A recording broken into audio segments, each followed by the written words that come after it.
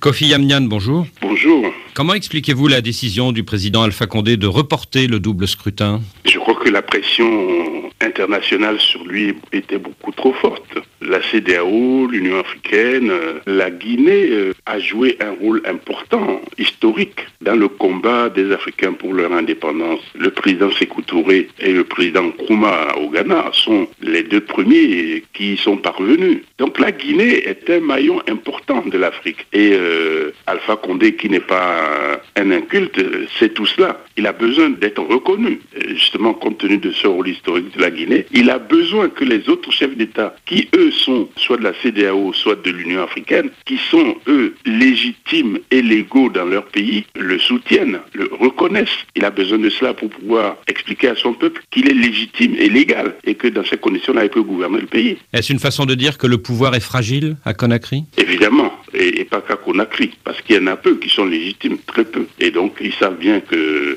s'ils n'ont pas le soutien de leur père, ça peut déraper assez vite.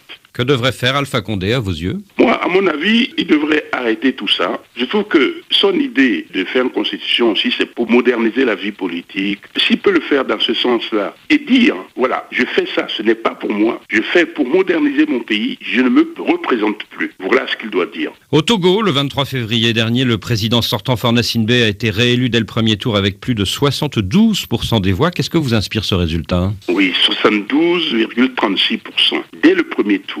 C'est tout simplement invraisemblable. Parce qu'au Togo, les gens vont voter, mais la vérité des urnes ne sort jamais. Le nombre de voix que le prince a accordé à ses concurrents, notamment à Jean-Pierre Favre, 4,5 points, et à Guillaume Kojo, 18,5 points.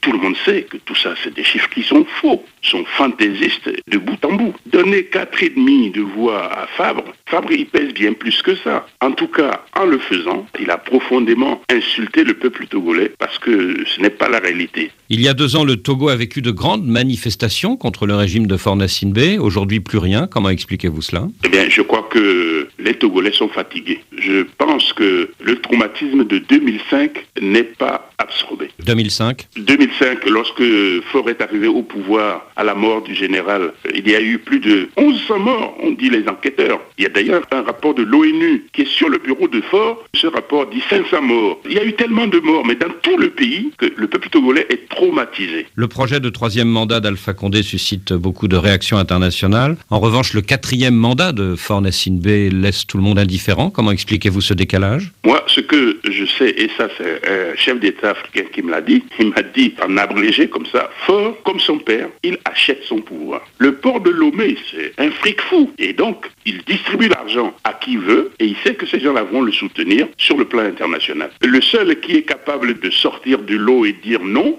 c'est Buhari, et puis, il y en a 2, Buhari et Nana Akufo, qui ont effectivement tenté de trouver des solutions, que Alpha Condé est venu torpiller d'ailleurs, en 2018, quand ils ont tenté les médiations, parce qu'il avait effectivement son propre agenda. Voilà. Kofi Yamnian, merci.